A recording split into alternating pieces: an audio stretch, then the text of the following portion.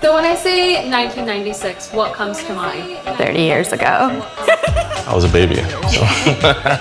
Back in 1996, I am still in university. Life is much simpler back then. High school, getting in trouble, listening to grunge rock, listening to hip hop, driving my parents crazy.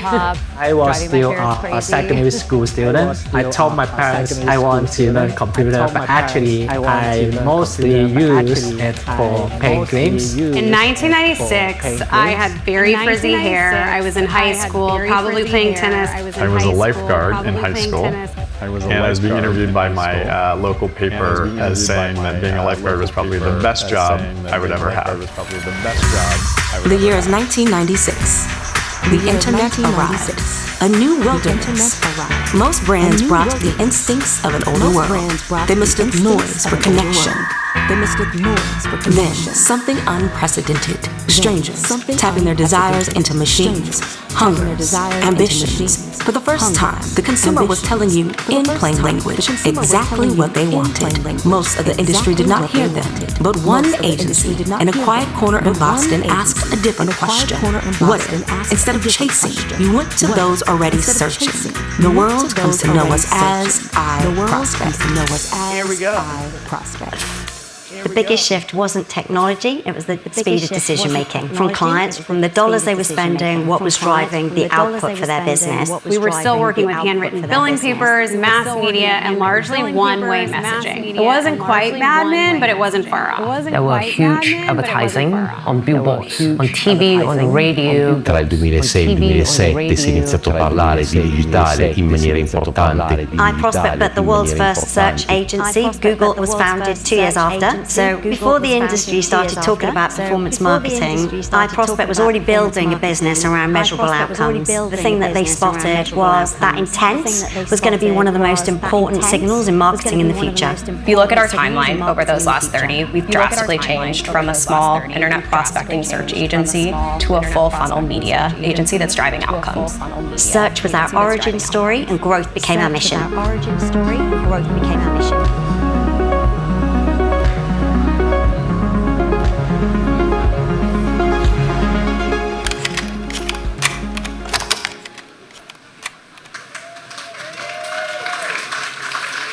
That video is very long. I was hoping they weren't going to play the entire edit. So yes. So hopefully 30 years for iProspect.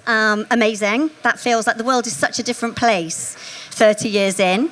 So yes, we're here to celebrate that. We've got a fun-packed next hour for you. And we've got some prizes. It's never a presentation without some prizes to keep you motivated and interested and engaged through the overall session. So we've got, you might have seen these cases here.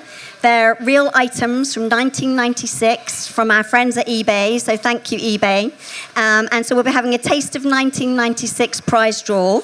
You'll see QR codes around, scan them, and you could win some fabulous prizes from that year. It'd be really fun. That's going to happen at the end. I think my friend Dan's going to come on and do that for us. And we've also got some glasses to win from Meta as well. So again, QR code, draw, chance to win that at the end of the session. So lots of fun and prizes as we go through. This session will last about an hour. We've divided it into 3 sections and really thinking about the world 30 years ago. And although it feels like a long time ago, what's incredible about 1996 or that period is there are an amazing amount of businesses that were founded around that time that have fundamentally changed the way we communicate and the way that we think about business. And so we're going to explore that in some of our sessions that we've got for you this afternoon to really bring it to life and talk about how those businesses have navigated the last 30 years.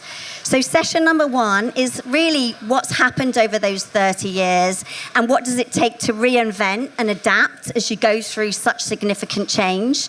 And that will be with our friends at Google. So we'll have that panel first and have that discussion. Session number 2, or accelerator session number 2, is about reinvention. And we're going to get eBay, Pinterest, and Dollar General up on the stage for a panel just really talking about that reinvention and kind of being really relevant to today. And then chapter 3 is about velocity, and that one is very well named because that is Hilton McLaren Racing and the F1 Titan team with Lando Norris. So that'll be our session at the end of the day that we bring it home with. So yes, we'll break it into those sessions for you as we go through. Before we kick off with the first session, we were thinking about, as we were crafting this, sort of what's happened over the last 30 years. And I think about iProspect. It was founded as a search business back in 1996, and it saw things that nobody else saw. And it jumped on it and realized that actually the art and the really way to win was to set up a very specialist agency that could help people use search every day, which they weren't doing previously. So we really spotted something that's ahead of the curve. I wasn't here in 1996, but what I know is true now within the brand as it becomes today is that really accelerating change and creating the future is very much part of our DNA. And what you're going to hear the team talk about today and our clients talk about is actually we have this huge passion for experimentation and innovation, which keeps for all of you, our clients, you at the forefront. And we really are early adopters. And again, we'll talk about how important early adoption and diving into this technology and not being afraid to try and fail is going to be. And we'll bring that to life through some of the sessions. So one of the things that partners I'm going to bring up first to talk about how that last 30 years has really developed and how do you stay ahead of the curve. And really, how do you continue to pioneer as things accelerate and that change just gets even faster? So I'm going to have a conversation with Brendan from Google. So please come, Brendan, to the stage. Brendan leads the search ads and commerce business at Google. And yes, a perfect person to have this conversation with in terms of where we are and how we got here and what to look out for in the future. How's your can, Brendan? Hot and busy. Hot, yes.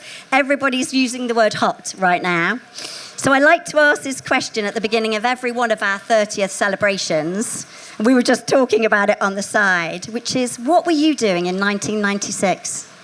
I was kind of on the transition probably from the non-work world to the work world, but I'll round up to 30 years. And I basically, my first job was as an account coordinator at a small search engine back in the day called LookSmart, back when there were a variety of search engines. And if you're unfamiliar, LookSmart served the directory results for Microsoft back in the day, which was our claim to fame. So yeah. Okay, fun. Yes, like we said, it just feels like what happened in that 30 years. So, Brendan, we've got some questions for you to really sort of center us and on the change that we've seen and the acceleration of it. So, search, which, again, that's how iProspect was founded and where you started in the world, it's changed how everyone, all of the people here, find everything. And that's the key thing. You know, right now, how we think about finding things, we always go to search. But when did it stop being a tool and start being an infrastructure for how brands grow? The way I think about, we've got two, I would say, enduring missions from both a consumer and a business perspective: organize the world's information, make it universally accessible and useful. That's the mission statement that we have to help people on their information-seeking journeys. The other side of that is, again, how do we ultimately, from an advertising perspective, connect the marketers and businesses that we work with those users. Both of those are supercharged by AI. And again, I think search has evolved over time, over that 30 years. But I think this trend and this pace of what's been happening over the last 10 or so has been powered by AI. We like to say the Gemini advantage is your advantage. Demis is speaking on the main stage right now. Thank you for coming to this instead of that.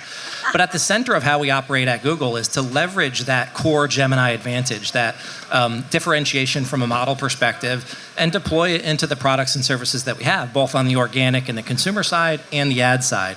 And so how that manifests is things that we've built and developed, like AI mode and AI overviews, which ultimately is about helping users and consumers that come to Google in those information journeys. They are now a more empowered consumer than they have ever been before. They're a more confident consumer. And as we've seen, as we've brought these services to market, we've really kind of de-frictioned what was historically a limitation on what you could do in search.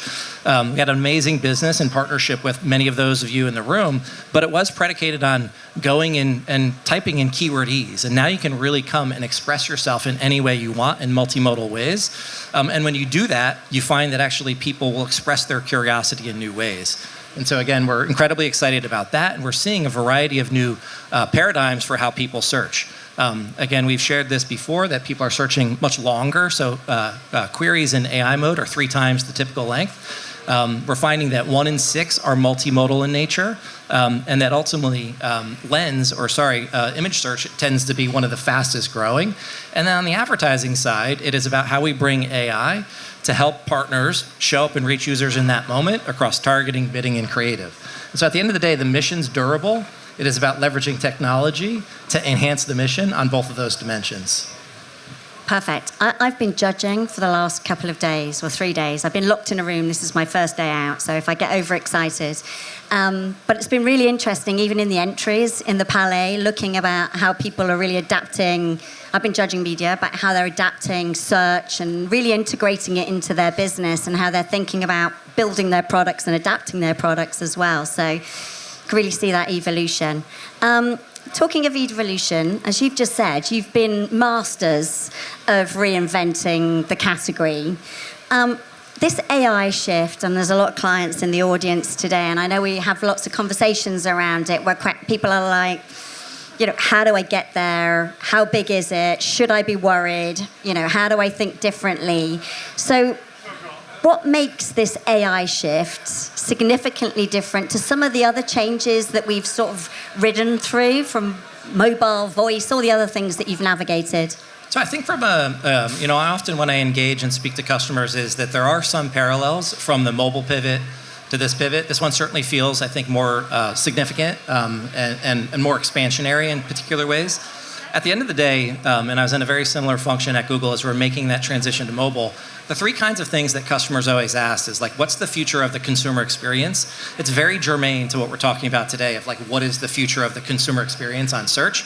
The second is, what is the future of monetization? Is it a headwind or is it a tailwind, and how do I think about that? Again, very germane to every conversation we have with customers. And then third is, how do I get ready as a business to best meet that moment? They're exactly the same conversations that I have with customers around the world, often in a little bit of a different flavor. But I think that there are so many baselines that we can take from that for how to best meet that moment. And I think especially from an enterprise perspective, whether you're an agency or a client, is I think tapping into the history of how you met that moment. I think one of the key things that we often see is the criticality of how as a senior leader within an organization, you set the conditions for making that pivot. And it really does have to be a deliberate and intentional strategy, and develop and establish a strategy either through your agency partners or within your own organizations to do that. As it relates to, I think, what is different, it is this notion that it is more expansionary. I think in mobile, it was more about this common use cases, just in a different form factor. But I think this expansionary nature of how things are playing out, where users are coming in new and different ways, is one of the biggest things. And then ultimately, again, like I said, it is how I show up. And I find all of the conversations I've had thus far have centered around this conversation of what do I need to do as a business to show up? And I'm starting to hear good themes and trends on what is required, but I think going from strategy to execution to impact, I think is the thing that people are starting to sort through. Yeah. I love that expansive. I think that's very true, isn't it, in terms of how people are experiencing and finding things, and basically, having everything becomes an experience versus a journey, which is really important. There's a question here, which is, what real impact does AI have on search and commerce beyond the hype? You've talked eloquently about what it does, but what's the real impact at the heart of it that our clients should be thinking about? Well, for one is the very 2 simple things that I will say more broadly, and then I'll cover off, I think, more on the commerce side. People search more. They trust the results more. They are more empowered. So all of those things seem very positive.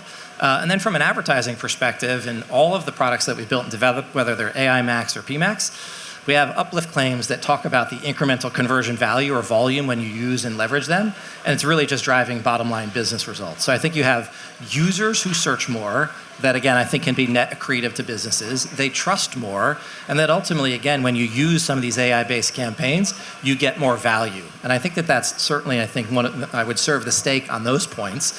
But then more broadly for commerce, we've been certainly planting the seeds for where we are today. We've had the shopping graph, if you're familiar, again, the GMC feed, if you work with Google from a retail perspective, which has been foundational and a differentiator for as we get into probably the SEO and GEO side, is really critical. How do I give you the right assets? We've had GPay, we've had Wallet, we've had a cloud business and the infrastructure that goes with that all starting to manifest into this more agentic commerce landscape or opportunity. And while early, incredibly excited about what is the potential for commerce moving forward. And again, I think it's the way I think about what you need to do to get ready to meet this moment. It is number one, is if you are especially in a category where we leverage feeds, it is the depth and breadth of assets that you provide, again, is what is going to power ads and organic experiences.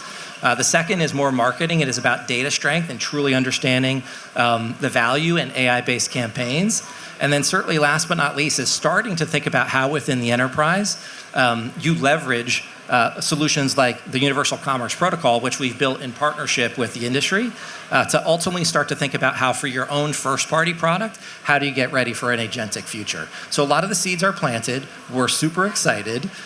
It is still early. And again, I think there are a lot of very clear, actionable things that marketers can do to get ready for what is both immediate impact that we've talked about, and I think more to come. Yeah. Have you got any advice on, and I'm just short session, just on that you've talked about a lot of change management there and a lot of seeds being planted, and you've been through this yourselves as an organization, but as advice to clients and teams in the audience, just about the change management piece, how to get ahead of this? It's leadership. The way I often is the companies, if I think about the bell-shaped curve of the millions of advertisers that we work with, we see some leading and we see some lagging, and there's plenty of research that supports this. It's very hard for Brendan in the organization to be a mobile saying, hey, I think we should pivot to mobile, or I think we should be pivoting in some particular way. The conditions need to be set at the top and develop a strategy and move the organization along. The way Google has operated, we've said we've been AI first for 10 years. That's Sundar stating the goal, stating the objective, and the organization then comes along and builds products and solutions. And that is leadership of setting a vision and then ultimately being able to execute against that. And I think that's what set us up for being in this moment now to really have the flywheel cranking is leadership. Again, there's so much more to it than that, but absent that, again, we all work in large organizations. It's really hard to execute in large matrix organizations. Leadership, alignment, and incentives are the three things that I think are the most important to move a large organization along. I'm going to take those forward with me. Thank you for that. We talk with our clients a lot about attention, and I know brands have always competed for attention. But at the moment, they're sort of hiding inside of algorithms that they don't control. How should they think about, you mentioned it earlier, but how should they think about SEO, and what does winning look like? So this is the thing that people want to talk about, I find. And again, there might be some selection bias in my role, but I do find that this is one of the most topical things that come up in discussions with customers. We've been really clear, and when I talk about what is happening with search, it is still under the hood the core product. It is crawl, rank, index, retrieve, but it is supercharged by AI. Again, new inputs and new outputs. And so when we say, in this broader topic of AEO or GEO or SEO, SEO is a good GEO strategy because it's still under the hood all of the things that we've done to build the kind of the core of the product. But the added pieces to that, and this is also something we've always talked about, is the criticality of content.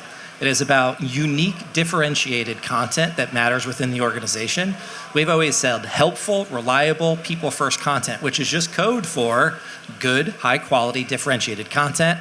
If you think about things we talk about, EEAT, experience, expertise, authoritativeness, and trust. If you're unfamiliar, you should look those up. It is ultimately what we're looking for to show in the search results, something that is differentiated. And then the third thing is ultimately that is about third-party corroboration. And so when we build these experiences, we want to show when people are searching factual information, differentiated understanding of what the brand's talking about, and then third-party opinions and perspectives. Sometimes we want to trust the brand, but often we want to hear from others that kind of have more of a unbiased opinion for a product or service. And so it's those three things that ultimately people need to be thinking about to best meet this moment. And there's a lot more behind it, but I think that's the oversimplification of how to think about it. Okay. It's good to have top of mind, though, in terms of how they're organizing as well as thinking about those things. And, you're great at predicting the future and the what next and what we should be looking out for. But just talk a little bit, because I know quite a lot of our clients here sort of spend money on search. So talk a little bit about search ads. What should we be expecting and what's evolving? Thank you for your business. I'd start there. But at the end of the day, both while that consumer change is happening and catalyzed by AI, it is very hard, as we like to say, to move at the pace of consumers. If queries are longer, 3 times the normal length, if they are multimodal, it is very hard to pick keywords. It is very hard to write effective creative. And so it is all about AI-powered campaigns that are going to help you be agile. And so that's why we've built things like Performance Max, purpose-built from the ground up to reach consumers across surfaces. Or if you want a little bit more control and just to reach users on search, things like AI Max, which is, again, purpose-built to make it easy to seamlessly upgrade from your existing campaigns to be more agile so that you can show up in different ways. And at the end of the day, and again, it is a business choice to stay, I think, confined to picking every keyword, doing manual bidding, to writing every creative. That is a choice, but it is going to be very hard, I think, to have a future-proof strategy to move at that pace of consumer. And so again, that is what solutions like that are built for. And again, as we see the fruits of the labor, back to your question before, you just inherently see more conversion value and volume when people are adopting it, but also hopefully giving them the control they need to feel confident to step into that space. Because when you talk about 30 years, we've been doing 20 to 30 years of picking every keyword, writing every creative, and I think that that's the thing that needs to change the most. Yeah. 30 years of picking keywords. That's a lot of keywords that got picked over that period of time, isn't it? Well, that draws us to a close of our session here. And one of the things that Brendan and I were talking about earlier is the great thing about Cannes is you get a chance to have these sorts of conversations. I know some of our clients have had meetings already today with Brendan, but it's just having the time and the headspace to just mull some of these things that we should be thinking about over. So make the most of those moments and really have these conversations, because I know we've just been doing that with Brendan and the team as well in terms of how should we really be thinking about this and the future, and how do we get organised to make sure we're continually reinventing. But Brendan, I'm going to give you the last word, because again, this is one thing that we like to do. We started off with what you were doing in 1996, 30 years ago. The next 30 years of this industry belongs to whoever? For us, it is, I'll be crisper. It is who continues to build the experiences that help people in those information journeys, that deliver value to users and deliver value to businesses. That's it. I think for us, it is really stay core to the mission, leverage technology advancements. If you do that, you're going to win and be successful. Perfect. Thank you, Brendan. Thank you. Thank you all. Appreciate it. Thank you.